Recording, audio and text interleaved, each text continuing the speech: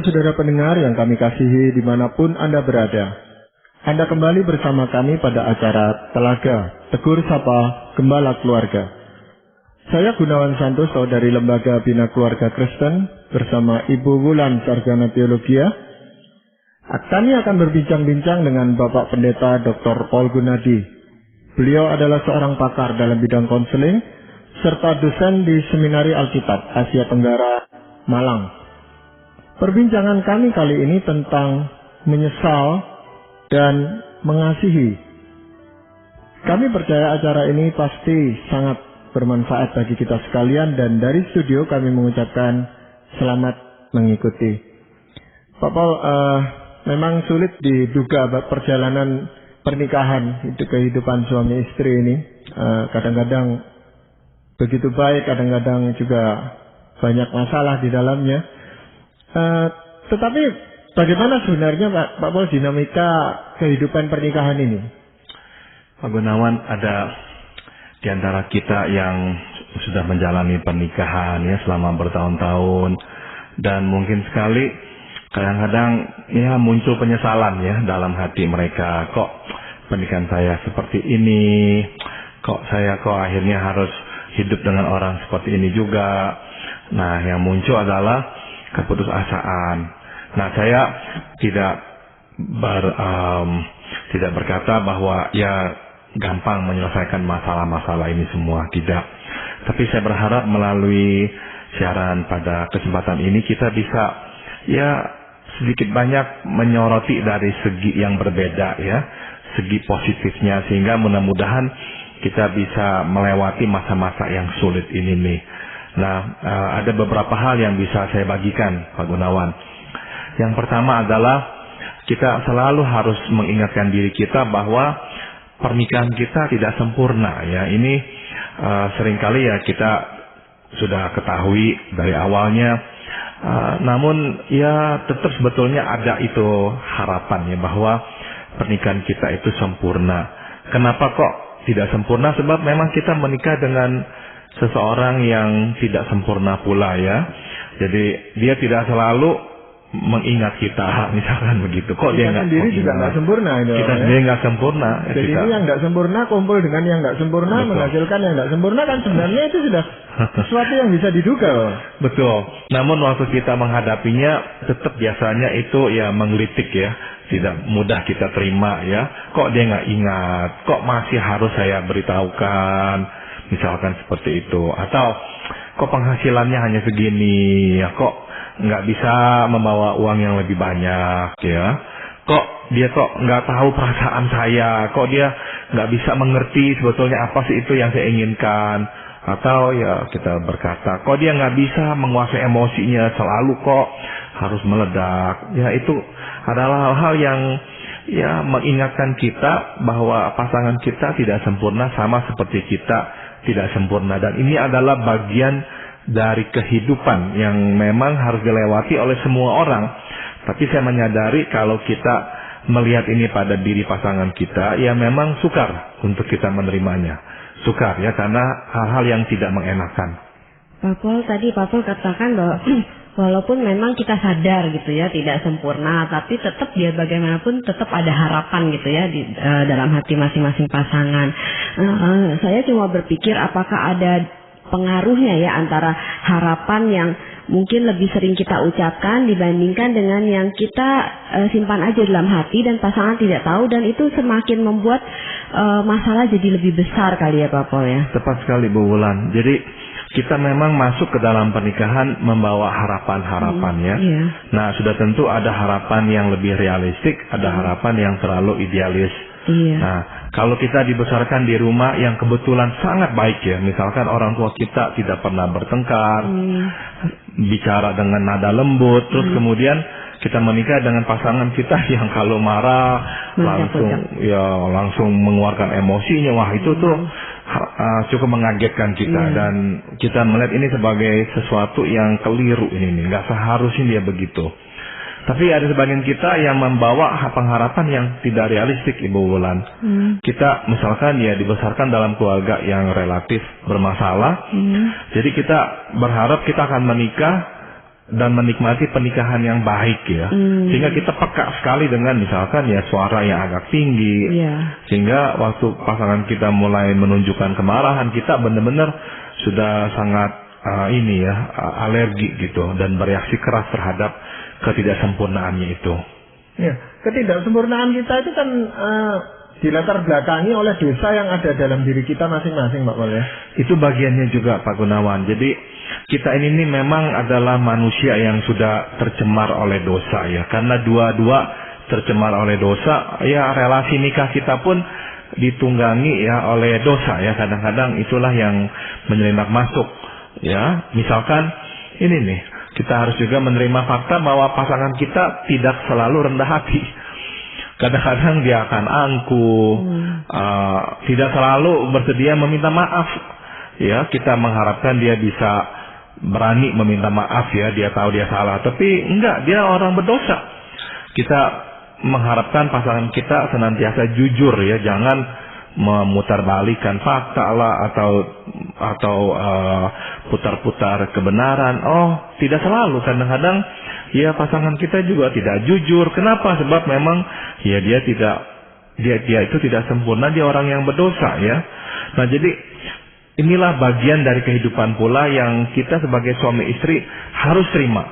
Pasangan kita orang berdosa, dan karena dia berdosa, dia akan melakukan perbuatan dosa juga. Nah, ini yang kita juga harus siapkan hati kita untuk menerimanya. Penjelasan Pak Pol ini meliputi semua orang, maksudnya yaitu majelis, hamba Tuhan yang udah lahir baru begitu Pak Pol. Sama, tidak ada bedanya. Ya, jadi memang dosa sudah mempengaruhi kita dan membuat kita itu tuh ya tergoda cenderung melakukan hal-hal yang salah ya, yang berdosa itu. Ya, tapi kita kan sebagai suami istri itu coba berusaha Pak Pol ya untuk mengatasi masalah-masalah itu. Apalagi kita kalau sejak awal itu sudah tahu risiko-risiko seperti ini. Apakah usaha itu tidak membawa dampak apa-apa gitu Pak? Pasti berdampak ya Pak Gunawan ya. Namun kita juga harus menyadari ini ya, bahwa sekeras apapun ya kita berusaha untuk memperbaiki relasi nikah kita, pernikahan kita tetap tidak akan mencapai kondisi sebaik yang kita harapkan. Nah, dalam kasus tertentu ya, waktu dua orang ya suami istri itu benar-benar bermotivasi mengubah, memperbaiki masalah, memiliki keterbukaan untuk bisa melihat diri dan belajar dari pasangannya. Nah, dalam kasus-kasus yang tertentu itu, ya, mereka akan mencicipi pernikahan yang sangat-sangat indah. Tapi saya juga ingin realistik mengatakan bahwa yang seperti itu tidak banyak. Itu perkecualian memang. Yang lebih banyak adalah ya pernikahan yang biasa-biasa ya, yang banyak pergumulan-pergumulannya, dan pernikahan itu tidaklah seperti yang diharapkan. Meskipun sudah ada usaha-usaha untuk memperbaikinya, tetap ya ada kekecewaan, ada hal-hal yang kok masih terulang lagi. Nah, itu juga adalah hal yang kita harus terima. Nah, kalau penyesalan atau kekecewaan itu berlarut-larut Pak Pol, kan kita itu bisa jadi orang apatis gitu Pak. Iya, saya kira kalau kita sudah mengharapkan, sudah mengkomunikasikannya kepada pasangan kita, tetap kok nggak direspons, ya bisa apatis lama-lama ya. Nah, dalam kondisi ini nih, apa yang bisa kita lakukan? Nah, yang saya ingin tekankan adalah kita bisa mengadakan perubahan-perubahan kecil Pak Gunawan. Ya, kita mungkin tidak bisa mengubah pasangan kita tapi bisa melakukan perubahan-perubahan kecil, dan perubahan kecil seringnya ya, cenderungnya itu tuh mengakibatkan munculnya perubahan-perubahan pada diri pasangan kita pula. Sebagai contohnya nih ya, misalkan pasangan kita cepat beremosi. Nah, kita juga akhirnya terpancing cepat beremosi pula. Lama-lama kita jadi seperti pasangan kita. Sebelumnya memang tidak. Apa yang bisa kita lakukan? Nah, perubahan kecil yaitu waktu dia marah, kita diam. Kita diam tapi kita dengarkan dia. Nah, setelah dia tenang, baru kita berkata, apakah bisa sekarang saya yang mengutarakan pendapat saya? Misalkan begitu. Atau satu hal lain yang kecil juga yang kadang-kadang saya sampaikan kepada orang yang datang kepada saya membawa problemnya. Misalkan problemnya adalah si suami kok rasanya nggak bisa dengar masukan dari istrinya. Nah, saya tanya, apa yang kamu lakukan? biasanya katanya si istri misalkan, ya saya beritahu dia apa yang saya kira itu dia harus dengar, apa yang benar yang dia harus perhatikan, ya saya akan beritahukan dia. Oke, bagaimana sambutan suamimu? Nah, misalkan dia berkata, suami saya nggak mau dengarkan, malah dia membuang muka lah, nggak mau mendengarkan saya. Nah, saya bilang, nah bagaimana kalau lain kali ibu ingin mengatakan sesuatu kepada suami ibu memulai dengan satu pertanyaan. Bolehkah? Bolehkah apa? Bolehkah saya memberikan pendapat? Bolehkah saya mengeluarkan pikiran saya yang mungkin berbeda? Apakah waktunya tepat untuk saya berbicara sekarang? Jadi mengadakan perubahan dengan kata yang sangat-sangat sederhana, yaitu memulai dengan bolehkah. Nah, ternyata saya mendapatkan tanggapan waktu itu mulai dipraktekkan membawa perbedaan dalam relasi mereka. Sebab tiba-tiba si suami mendengar istrinya berkata, ya, bolehkah saya mengeluarkan pendapat saya? Hal yang selama bertahun-tahun tidak pernah dilakukan oleh istrinya. Nah, saya nggak berkata si suami nggak punya problem dengan emosinya. Ada. Tapi sekali lagi, waktu si istri melakukan perubahan kecil seperti itu, ternyata perubahan kecil itu bisa mengakibatkan perubahan yang lumayan besar dalam relasi mereka. Iya, senang sekali kali Pak Paul ya kalau ada suami istri yang akhirnya bisa berubah lewat cara-cara seperti itu gitu. Tetapi banyak juga yang justru semakin parah gitu ya keadaannya ya Pak Paul. Itu kira-kira karena apa ya? Karena memang itu sangat bermasalah merekanya, atau karena apa Papa? Bisa jadi karena problem mereka sudah menumpuk ya, sudah menahun. Nah, sudah tentu yang tadi saya sarankan adalah cara yang sederhana dan belum tentu ya akan dapat mencabut akar-akar kepahitan dalam diri mereka. Namun yang saya ingin tekankan adalah ya relasi yang buruk itu tuh dengan adanya perubahan kecil itu tidak seburuk kemarin. Nah, dengan tidak seburuk kemarin, kita itu tuh seperti sedang menanam benih yang lebih baik. Kalau sebelumnya hari lepas hari diisi oleh benih kepahitan, ya, kebencian karena seringnya terjadi pertengkaran. Nah, hari ini tiba-tiba nggak terjadi pertengkaran. Sebab apa? Sebab si istri menggunakan satu format bercakap yang berbeda dengan menanyakan boleh tidak. Nah, akhirnya terjadilah perubahan yang membawa dampak positif sehingga tanah yang tadinya penuh dengan kebencian mulai berkurang. Iya, itu berarti perubahan kecil yang tadi Pak Paul sarankan itu dari kita sendiri yang memulai gitu Pak Paul ya. Bukan dari pasangan kita gitu ya. Tepat sekali. Jadi ya kita tanya kepada diri kita, apa itu yang bisa kita lakukan? Hal kecil apa yang bisa kita lakukan? Kadang-kadang tidak terpikir memang. Seperti tadi contoh yang saya berikan, yaitu mengajukan pertanyaan. Hal yang sebetulnya kan masuk akal ya, kalau sudah diberitahukan, oh iya kan gampang sekali. Tapi tidak terpikir. Nah mungkin ya ini masalahnya adalah itu ya, tidak terpikir. Maka saya akan meminta para pendengar kita untuk memikirkan hal-hal kecil seperti itu. Misalkan dia kalau lagi marah, matanya melotot kepada kita, dan mungkin sekali kita karena nggak takut dan kita ikut marah, kita mau melototi dia kembali. Mungkin hal kecil yang bisa kita lakukan adalah waktu dia marah, kita coba untuk mengontrol mata kita ya, jangan balas memelototinya, ya buang sedikit mata kita arahnya ke tempat yang berbeda, atau hal kecil seperti nada suara kita turunkan. Nah, hal-hal kecil itu juga akan membawa perbedaan. Ya. Nah, kalau kita sudah merenungkan apa yang harus kita lakukan, Pak Paul ya, apakah ada saran lain dari Pak Paul? Nah, ini satu lagi yang juga sederhana ya Pak Gunawan, yaitu ini nih.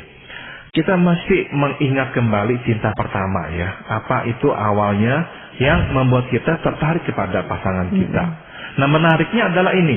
Apa itu yang membuat kita tertarik kepadanya? Itu nanti setelah kita menikah menjadi hal yang ya cukup mengganggu kita gitu. Ya, jadi saya mau tekankan bahwa yang kita tidak sukai sekarang sebetulnya adalah bagian dari yang kita suka tentang dia pada awalnya. Saya berikan contoh ya, misalkan begini nih. Ia tetap baik ya, orangnya memang baik, sabar pasangan kita. Dan, nah ini nih, tidak mudah mengambil keputusan.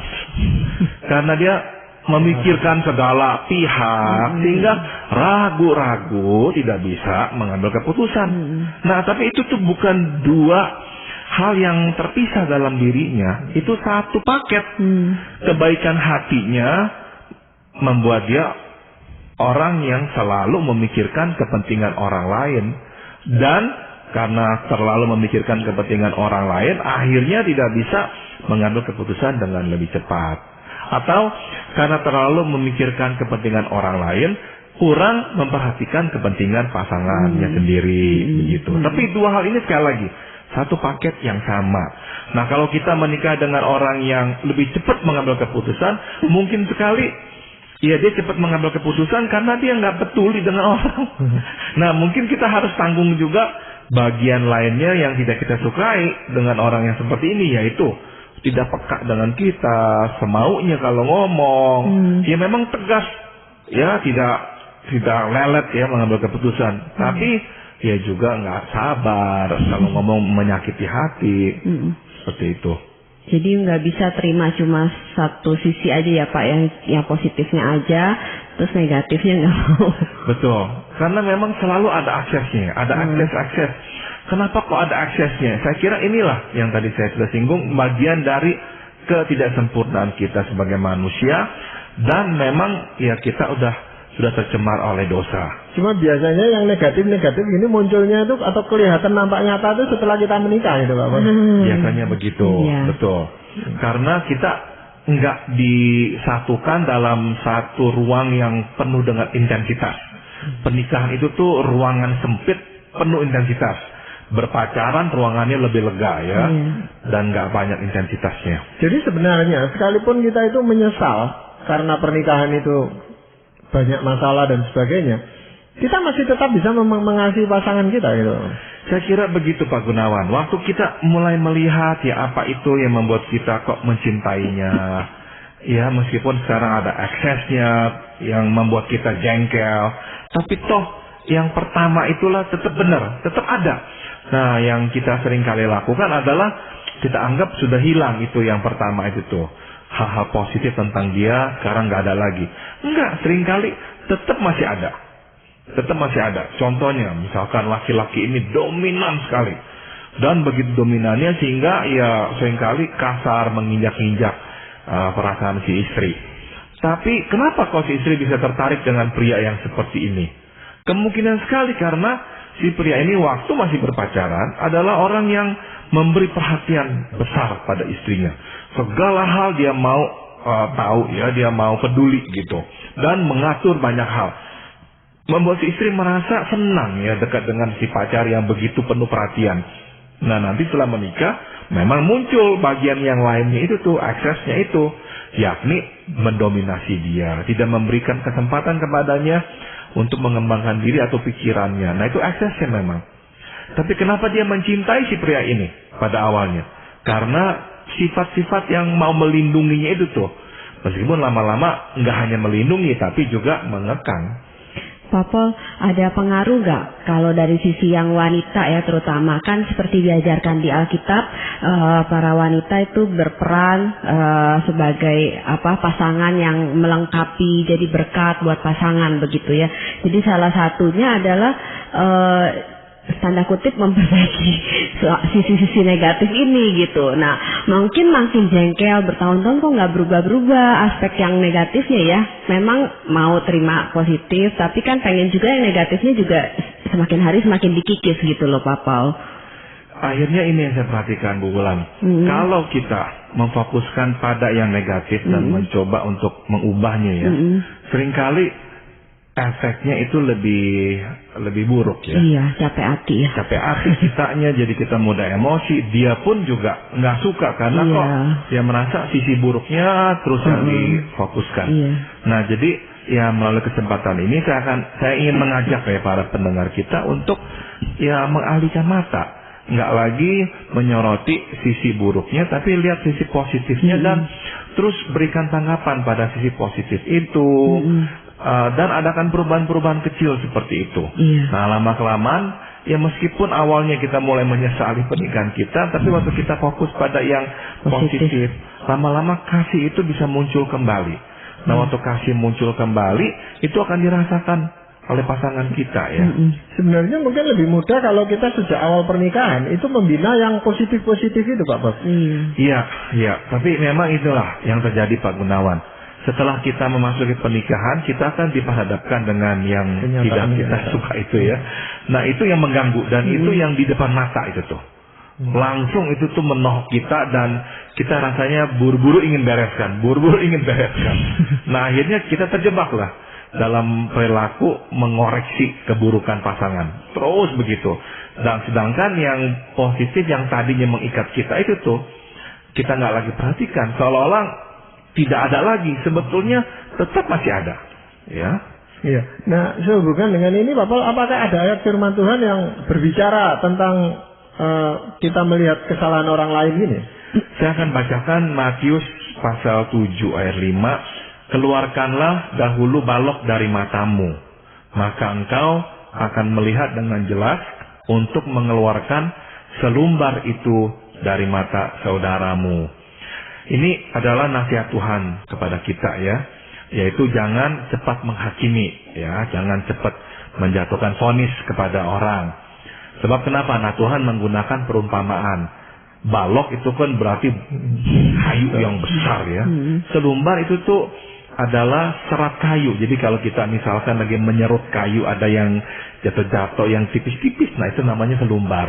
Nah, Tuhan berkata, aduh kita ini nih lihat orang, seolah-olah tuh orang semuanya kesalahannya besar-besar. Kita lupa bahwa kita pun punya kesalahan. Nah, jadi Tuhan berkata, sebelum melihat kesalahan orang, lihat diri dulu. Keluarkan dulu balok dari mata kita. Maka setelah itu baru kita bisa melihat selumbar yang kecil itu tuh pada diri orang lain. Ya, kesulitannya justru mengeluarkan baloknya sendiri ini Pak Paul ya. Betul. Kita mengharapkan orang lain melihat kita dari sisi positifnya kita itu. Padahal kita menilai orang selalu yang negatif ya. Betul. Masalahnya kalau orang beritahu kita, kamu punya masalah ini nih ya, kita punya balok, kita juga nggak terima itu susahnya. Jadi memang Tuhan memberikan nasihat yang sangat baik. Sebelum mengurus problem orang, sebelum melihat kekurangan orang, lihat dulu diri sendiri. Apakah ada kekurangan? Bereskan itu. Nah, Tuhan mempunyai maksud yang indah di sini Pak Gunawan, yaitu yang pertama adalah ini. Seringkali ya orang kalau melihat kita ini terbuka dengan diri ya, kita ini mau belajar, tahu ya kapan kita salah, kita diberitahukan kita mau ubah. Nah, pasangan kita itu nanti juga akan bisa melihat ya, kok iya ya, dia kok orangnya mau dengar, kalau saya katakan apa dia kok mau terima. Nah, lama-lama ini juga akan menolong pasangan kita untuk bersikap sama begitu. Tapi kalau kebalikannya yang terjadi, dia kok lihat kita ini nih susah dengar ya, defensif sekali, membenarkan diri dan sebagainya. Nah, akhirnya dia juga enggan ya untuk mendengarkan masukan dari kita. Begitu. Iya. Apakah dimungkinkan Pak Paul ya, kalau memang pasangan suami istri menyadari pentingnya hal ini, itu memang menyediakan waktu untuk introspeksi masing-masing gitu loh Pak Paul. Jadi ada atau tidak ada masalah, sebelum masalah itu muncul, dilakukan introspeksi gitu, bisa enggak? Itu baik sekali Pak Gunawan. Saya ingat salah satu penulis ya Kristen ya, seorang psikolog, seorang psikiater bernama Scott Peck ya. Dia membicarakan tentang ya dalam hidup ini nih kita tidak perlu ya memadatkan hari-hari kita dengan banyak aktivitas. Enggak, dia bilang. Tapi bagaimana kita bisa memikirkan dan melakukan hanya beberapa hal, tapi yang sangat bermakna dalam hidup kita. Nah, itu tuh yang namanya bagi dia efektif ya. Orang yang efektif, orang yang bisa melakukan hanya beberapa hal dalam hidupnya, namun sangat bermakna. Nah, dia berkata, bagaimana bisa begitu? Nah, salah satu hal yang dia katakan adalah kita hanya bisa berbuat seperti itu kalau kita menyediakan diri untuk misalnya yang dia sebut berdoa salah satunya. Namun yang lainnya lagi adalah nggak berbuat apa-apa, hanya merenung. Hanya merenung. Nah, itu tuh memang penting. Tadi Pak Gunawan sudah munculkan ya, yaitu kemampuan untuk berdiam diri dan merenung ya, melihat diri kita. Apa yang kita lakukan? Mungkinkah saya mengatakan begini? Dan ini yang memancing orang untuk berpikiran seperti ini. Nah, kemampuan untuk bisa melihat diri seperti itu tuh, rupanya itulah yang Tuhan minta dari kita. Keluarkan dululah balok dari mata kita, baru kita bisa mengeluarkan selumbar dari mata saudara kita. Pak Paul, kalau kita sudah introspeksi diri gitu kan, tadi usulan yang bagus sekali ya. Tapi kan kadang kan ada hal-hal yang kita nggak sadari, tapi ditangkap negatif oleh pasangan gitu. Baik nggak kalau ada tips praktis misalnya sebelum tidur gitu sambil doa, terus kita dengerin apa sih yang nggak enak di dalam hati kamu sepanjang hari ini yang telah saya lakukan gitu, mungkin ya Itu Pak. dia yang baik bulan ya, kalau dua orang itu bisa berdua ngomong baik-baik ya, apa yang tadi kamu lakukan, dan aduh itu indah sekali. Iya. Indah sekali sebab nadanya itu kan nada mau belajar ya, nggak lagi ada nada defensif. Nah itu kondusif ya untuk orang berani untuk membuka diri. Iya, dan sekaligus itu tindakan preventif aja Pak Paul ya. Supaya jangan terjadi masalah yang berat. Terima kasih sekali Pak Paul dan juga Ibu Wulan untuk perbincangan kali ini. Dan para pendengar sekalian, kami mengucapkan banyak terima kasih Anda telah mengikuti perbincangan kami dengan Bapak Pendeta Dr. Paul Gunadi dalam acara Telaga Tegur Sapa Gembala Keluarga. Kami baru saja berbincang-bincang tentang menyesal dan mengasihi. Bagi Anda yang berminat untuk mengetahui lebih lanjut mengenai acara ini, silakan Anda menghubungi kami lewat surat. Alamatkan surat Anda ke Lembaga Bina Keluarga Kristen atau LBKK, Jalan Cimanuk 58, Malang. Anda juga dapat menggunakan email dengan alamat telaga@indo.net.id. Saran-saran, pertanyaan, serta tanggapan Anda sangat kami nantikan. Akhirnya dari studio kami mengucapkan terima kasih atas perhatian Anda dan sampai jumpa pada acara Telaga yang akan datang.